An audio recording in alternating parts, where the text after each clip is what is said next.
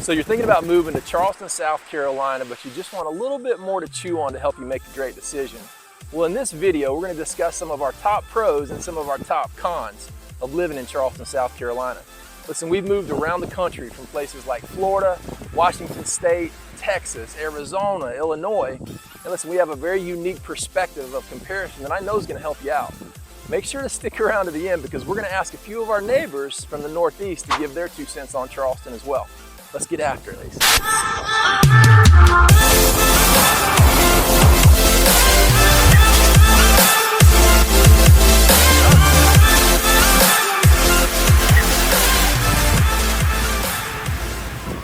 If this is your first time to this channel and you want to know everything there is to know about eating, sleeping, working, playing, the good, the bad, and even the ugly of living in Charleston or the Charleston suburbs, then please subscribe below and tap the bell for notifications so that you can be the first to learn about the current market in Charleston, South Carolina. Listen, my name's Jason Petteway. We get calls and emails every single day from people just like you looking for help on making their move to Charleston, and we absolutely love it. As real estate agents, we're here and we want to help you do that. So whether you're looking to move in 9 days or 90 days, shoot us a text, send us an email, connect with us. We'll be happy to help you make your smooth move to Charleston, South Carolina. Let's get talking about the pros and the cons. All right, well, I'm going to kick this off with the pros, okay? And I've got to start out with one of my personal favorite pros. One of the biggest reasons we moved here, one of the biggest reasons my wife was fired up about coming to South Carolina, and that's the water, specifically the beaches. But I was just as excited about the water in general. And I'm talking about beaches, lakes, rivers. You have the expansive Cooper River, Wando, Ashley rivers that feed in from the coast. You can see them on the map.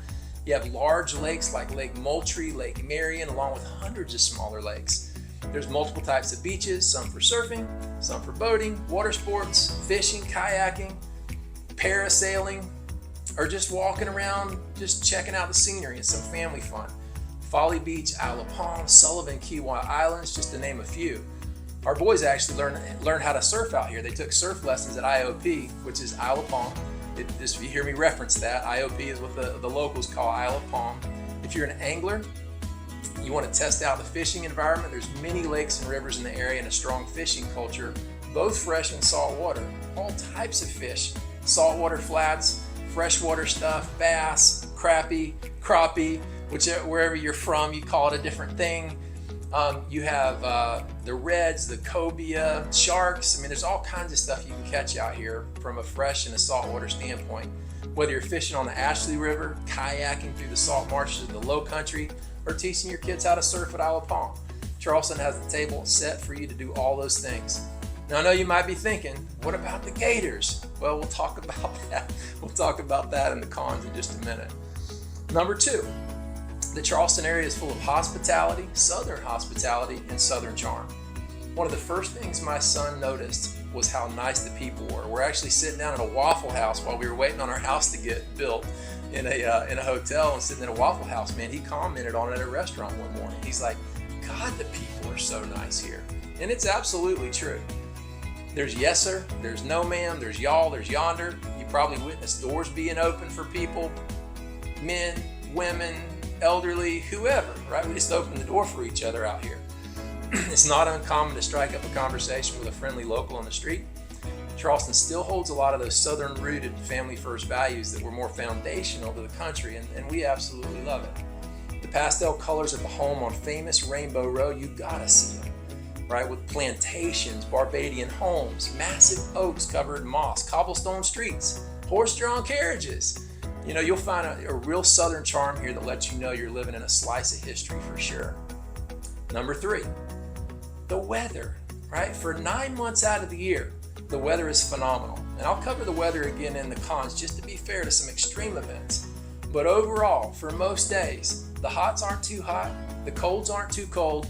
January is the coldest month at an average of 59 high, 43 low. Which 43 low, are you kidding me? Illinois? Goodness gracious. July's the hottest month, topping out at over an average of 89 degrees, which is the high point, and a 77 average low. So really 9 months, again, outside of December, January, February, man, this guy's in shorts and a tank top. We don't shovel snow. We're outside enjoying activities for much of the year. If you're coming from the north or northwest or Florida, I think you're going to be welcoming the change. If you're coming in from the southwest or the west coast potentially, and weather's a major factor and criteria in your decision, you might need to take a trip out here in mid-July to see if you can take the heat and the humidity. But overall, this is a place you can enjoy outdoor activities for the majority of the year. Number 4, I want to talk about the job market. And the job market in South Carolina and Charleston area is better than the national average. Now, I'm highlighting that by the unemployment rate as of the June 2023 Forbes Advisor Report. It's about 12th lowest in percentage in the nation and better than half of the states. While there is a disparity in average income in general, you also have to take into consideration that there's a lower cost of living, a lower tax rate than national averages. South Carolina has the 5th best property tax rate in the country. Taxes in general are a plus in South Carolina, being the 14th lowest in overall tax rate and the 13th lowest in terms of state and local taxes combined, according to Wallet Hub, which is where I got a lot of these stats from. It's one of the 2 things in life that's certain, right? Death and taxes, and I'm definitely glad we're not on the high end of that. Population growth in Charleston County is more than 2% points above the national average, and its neighboring Berkeley County is housing some of the more popular Charleston suburbs like Goose Creek, Somerville, Moncks Corner, some of those places, is 6% above the national average. So I'm encouraged by the rapid growth in the area overall, and we're going to cover some of the top Charleston suburbs in an upcoming episode. So again, a lot of episodes coming out, certainly weekly, maybe twice a week. So make sure that you subscribe, tap the bell if this is interesting to you, if this is helpful to you. Make sure you do that, share it. We love to have you join us. Number 5, the Charleston area is history, arts, culture, right? Just that whole scene is huge here. Think about it. South Carolina was one of the original 13 colonies. It's rich in American history, some good, some not so good, but history nonetheless. With the first shots of the Civil War happening at Fort Sumter, Charleston also played a big role in the Revolutionary War. There's historical buildings that date to the early 1700s. The College of Charleston was the nation's first municipal college, and the Charleston Museum is the oldest museum in the United States. Charleston also has the Charleston Library Society, founded in 1748, the Carolina Art Association, founded in 1858, and the South Carolina Historical Society, founded in 1855. There's the Battery, which houses military monuments and relics. The Fort Sumter National Monument, commemorating the first shots fired. And I can't forget the gardens at Magnolia Plantation and Cypress Gardens. Fun fact about Cypress Gardens, I don't know if you know this, but one of the scenes from the movie The Patriot was actually shot at Cypress Gardens, if you're a movie history buff. So that goes right along with it. So listen, that wraps up our pros. I want to dive into some cons because it's not all peaches and cream. It's not all perfect out here, right? So I do want to at least make sure that you have a heads up on those things. So let's talk about I'm going to come back to the weather now, and I'm going to talk about extreme weather events now. First con on this. So I told you we'd be revisiting weather because it's super hot.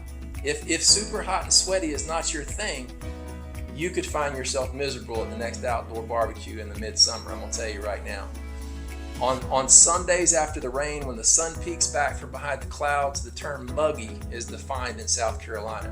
In comparison, I'd say it's very similar to Florida, not quite as bad as I felt in the Houston area. I'd also say that I've not visited a restaurant or a home that didn't have air conditioning. So there's always a retreat if you need one. It's definitely more humid than Arizona, we'll tell you, and I think you know that, but it's a very different kind of a heat. I don't mind sweating. If you mind sweating again, you might want to visit this place in July and just figure that piece out. Other extreme weather events, we have hurricane season here, and it is a risk. You know, while any news can potentially get exaggerated in the media, hurricanes are no joke, and they do have to be taken seriously. They can come with tornadoes, high winds, flooding, tons of water. The further you are in from the coast, in general, the less impact you're going to feel. You're not going to get the winds and the impact of the initial hurricane hitting the coast. There's precautions you can absolutely take to prep work to reduce the impact of property. But if you're going to be here for longer periods of time, you're bound to be impacted. Even if it's just heavy winds and rain, which is all we've seen so far. And I'll tell you, the news typically picks up it's almost like it surprised us. It didn't surprise us. We knew about it days in advance, right? We have the Weather Channel. We have media going on. You'll get advance notice. The hurricane just doesn't sneak up on you unless you're just in a closet somewhere, right? So just keep that in mind. Let's go to number 2 con. Bugs and critters. Yes, this humid and hot environment brings out the bugs and the critters. The palmetto bugs. These things look like roaches kind of, but they fly, right? We got plenty of flies on the fly topic. Mosquitoes, sand gnats, right? These little suckers just bite you. You can't even hardly see them. You're just scratching, itching. Again, most areas, homes, I look for screened in porches if I were you, right? As a retreat from things like that, because it can kind of heat up and then slow down. But during the hot season, and especially around the water, you're gonna run into some of those biting type insects. We've got snakes, right? We've got copperhead, cottonmouth, diamondback, rattlers. We've not really run into any, but they're out here. And yes, we have alligators. We have alligators. With all this water, with the environment that we're in alligator country. And so depending on where you're at and what lakes you're visiting, you're sure to see a sign letting you know to watch out for and respect the gators. And don't feed the gators, right? The last thing we want is for them to associate humans with food, right? So we've seen 1 or 2 since we've been here during a lot of the water activities, but they're out there, right? It's definitely something you want to keep in mind. They're not swarming around. I don't see them all the time in the lakes. They're like, if there's one sighted in one of the many lakes around where we live at, it's a big event kind of a thing. However, they're out there, so be careful. Number 4, tourism. Listen, tourism is one of the top industries in Charleston. It feeds Charleston in a lot of different ways. But with that comes people, and that potentially they don't know how to get around, right? Charleston's charm's a magnet for tourists. That's how cool it is here. Think about that for a second, right? Even though I'm painting this as a con because locals don't love the extra stuff going on, right? But it's a magnet for tourists, injecting life into the economy, but the popularity also means crowded streets, longer wait times, increased traffic during peak seasons. And so if you're a customer or if you're accustomed to a quieter surrounding, navigating the hustle might require some patience on your part. Again, if you're outside of the Charleston area, less impact. If you're straight smack into the middle of Charleston, you're gonna see some tourism. Listen, the number 5 for me is schools. You know, Charleston's educational landscape is as diverse as the city itself. If you've done any searching at all and compared South Carolina in general to some other states, then you have cause for concern, especially in your searching. However, keep things in perspective. With the right research that's pointed, you're going to find excellent educational opportunities out here. There is a challenge from a state-to-state comparison as you look out there and search online. But just keep in mind there's a lot of different opportunities and situations. So not all areas meet the same standard.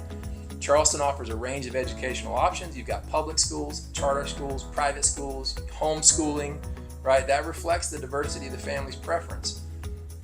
There's many A+ schools in the Charleston and the Charleston suburbs. So where are you from? Long Island, New York. We moved here 6 years ago. All right, very cool. And so 6 years ago, so what's the top best thing you see, top worst thing you've seen, perspective coming out of New York? Yeah, so we live now in 2 communities in Cane Bay in the last 6 years, and okay. You know, our favorite part is just the golf cart community. Okay. You know, moving to, you know, I actually like having my neighbors close. We actually, especially in the Westlake community, yep. We have a ton of space in between houses. Where Long Island, the houses are on top of each other. They're 100 years old. Probably 1,200 square feet, yeah. And house taxes are $1,000 a month. Where here is $1,500 to $2,000, you know, per year. Yeah. So price-wise, we were very excited to move here, and we just really love the area. And no more snow, which is probably a lot of the people from up north are gonna not miss that much. You get used to the heat here. You know, a lot of drawbacks. A lot of people say is it's so hot, but we're out here now, 9,500 degrees. Yeah. And you know, we're putting putts. All right. All right, sink one, man. That was our main goal. And if you need anything, you let me know.